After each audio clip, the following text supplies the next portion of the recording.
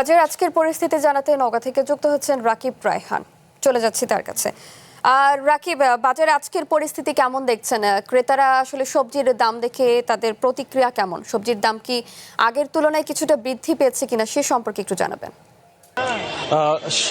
শাওন, গত কয়দিনের যে বৃষ্টিপাত হয়েছে সেই বৃষ্টিপাতে যে ফসলের যে ক্ষতি হয়েছে সেটির প্রভাব কিন্তু বিশাল একটি প্রভাব কিন্তু পড়েছে সবজির বাজারে।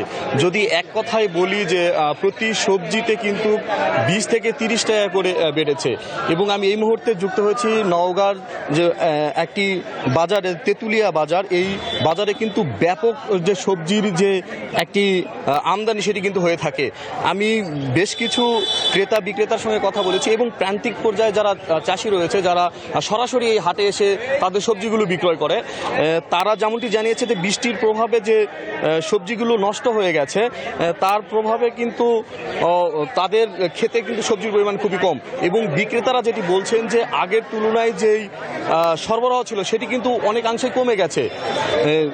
বাজার পরিস্থিতির কথা যদি একটু জানাতে চাই, সেক্ষেত্রে প্রতি কেজি আলু কিন্তু বিক্রি হচ্ছে 40 টাকা কেজি, যেটি কিনা অপরিবর্তিত রয়েছে। গত সপ্তাহ যেই বেগুন 100 থেকে 40 থেকে 50 টাকা কেজি দরে বিক্রি হয়েছিল, সেই বেগুন কিন্তু এখন এক লাফে সেটি হয়েছে 100 থেকে 120 টাকা কেজি।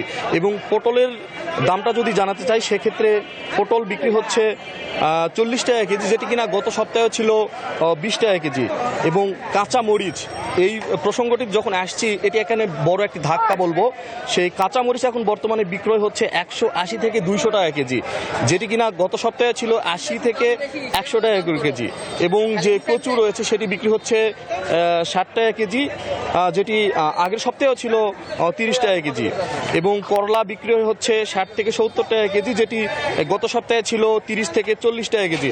এবং দেশি যে শাক রয়েছে, লাল শাক বা সবুজ শাক, সেই শাকগুলো কিন্তু বিক্রি হচ্ছে কমপক্ষে 50 টাকা কেজি করে, যেটি কিনা গত সপ্তাহে ছিল 20 থেকে 30 টাকা কেজি। এবং এক কথায় যদি বলি যে সবজির যে বাজার, সেই সবজির বাজারে কিন্তু প্রত্যেকটা সবজির দাম বেড়েছে 20 থেকে 30 টাকা কেজি। সবজির দাম এত বাড়ার মূল যে কারণ সেটি হচ্ছে আসলে অতিবৃষ্টির কারণেই কিন্তু এই সবজির বাজারে কিন্তু একটা যে আগুনের বিষয়। আর দেশি যে মাছ রয়েছে, সেই মাছের যদি আপডেট একটু জানাই, প্রতি কেজিতে যে আগের যে দাম ছিল সেটি স্বাভাবিক রয়েছে। এবং মশলা জাতীয় যেই দ্রব্যগুলো রয়েছে সেইগুলো কিন্তু স্বাভাবিক রয়েছে। শাওন, আপনাকে ধন্যবাদ।